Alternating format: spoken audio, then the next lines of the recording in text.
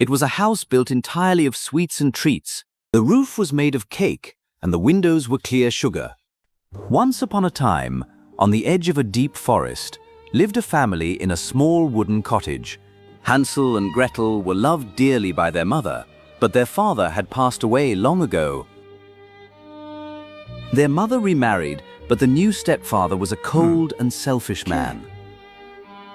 Be good, my darlings. I will be back by sunset. You two, get out! Don't be lazy! Go into the deep forest. Bring back firewood and mushrooms. But Father, Morgan, the forest is dangerous. Do not come back until these baskets are full.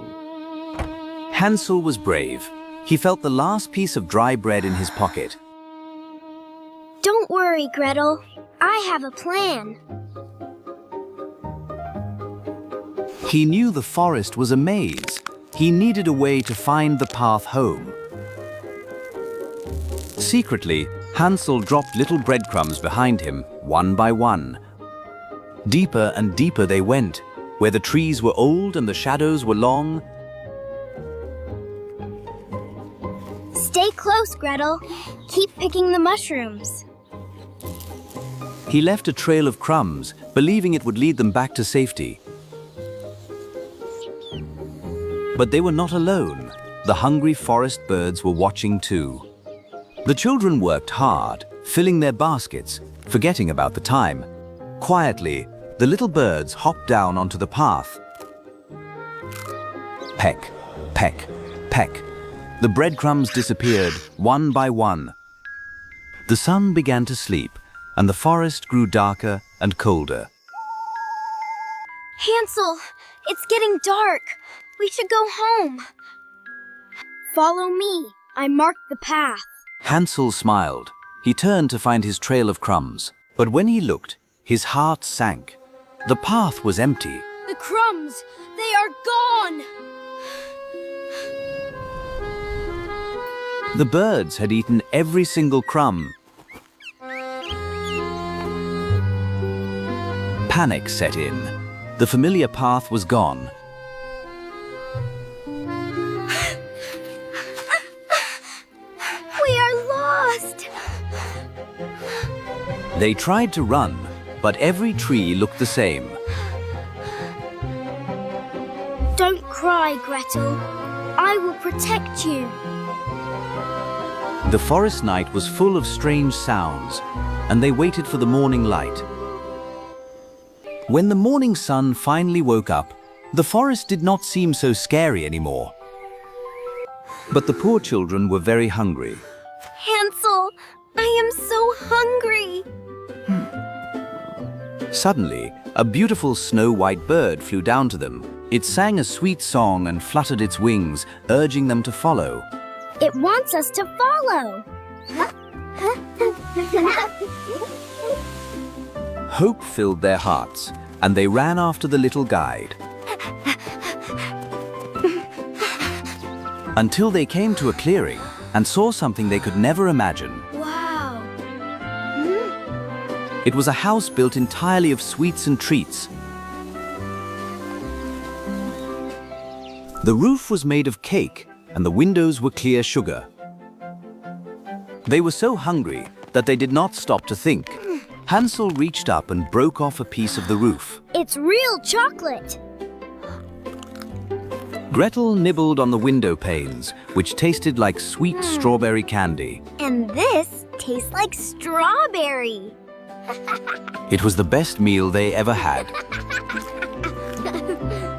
Suddenly, the chocolate door creaked open. The children froze in surprise.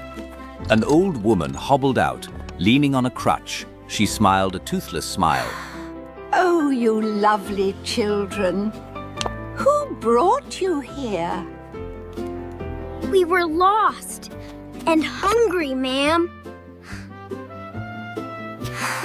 Come in, come in. I have warm pancakes and hot cocoa inside. The house smelled of caramel and vanilla. It seemed like paradise. She fed them till they were full and they felt safe.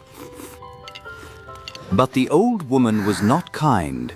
She was a wicked witch who trapped children. Thank you. You are so kind. Suddenly, her kindness melted away like ice in the sun. The disguise was gone. She revealed her true wicked form. Run, Gretel! Slam! The door locked itself tight. You are not going anywhere. Magic ropes of light wrapped around them. They could not move a muscle. You will never go home again. The wicked witch locked poor Hansel in a hanging iron cage. And Gretel was forced to become a servant, working day and night. Scrub harder, or no dinner for you. The witch wanted to drain Hansel's youth and strength to make herself young again.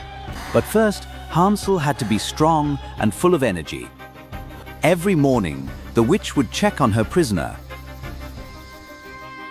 Now, the witch had terrible eyesight. Everything was blurry to her. She could not see if Hansel was getting stronger. Stick out your finger, boy. Let me feel if you are strong enough. Hansel knew if he felt fat, the witch would use her magic on him. Suddenly, he saw a small chicken bone from his dinner. Hansel had a clever idea to trick the blind witch. Instead of his finger, he stuck out the thin, hard bone. Here it is.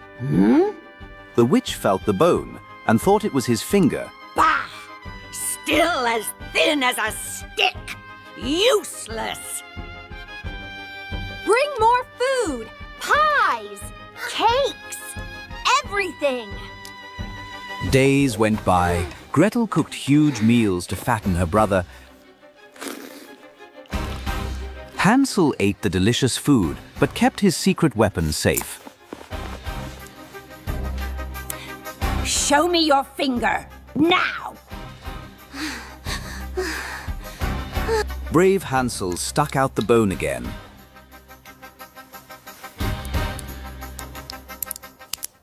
Impossible!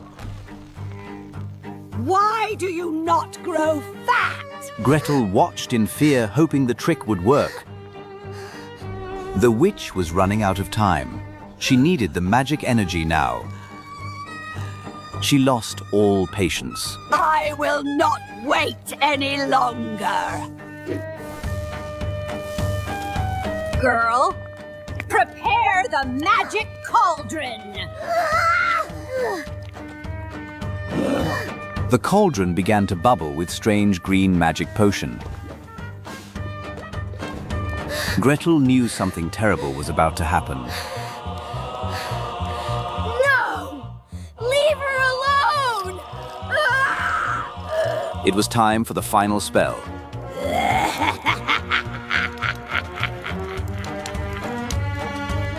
Climb up. See if it bubbles. The witch commanded Gretel to check if the magic potion was hot enough. I don't know how. The cauldron is too high. Silly goose, move aside! The impatient witch groaned in anger. She climbed up and stuck her head deep inside the cauldron. Let me show you how it is done. Go away! Plop!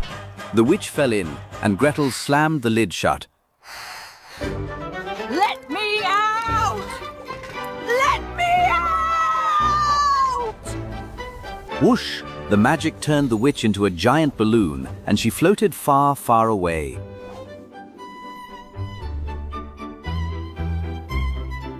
The wicked witch was gone forever. Gretel ran to save her brother. Click! The lock opened. You saved me, Gretel! You are so brave!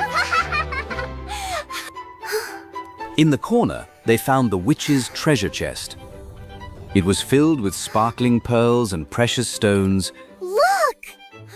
These are better than pebbles! They filled their pockets with enough treasure to last a lifetime. Then they ran out of the magic forest as fast as they could. How do we cross? We cannot swim that far. Just then, a white duck came swimming by.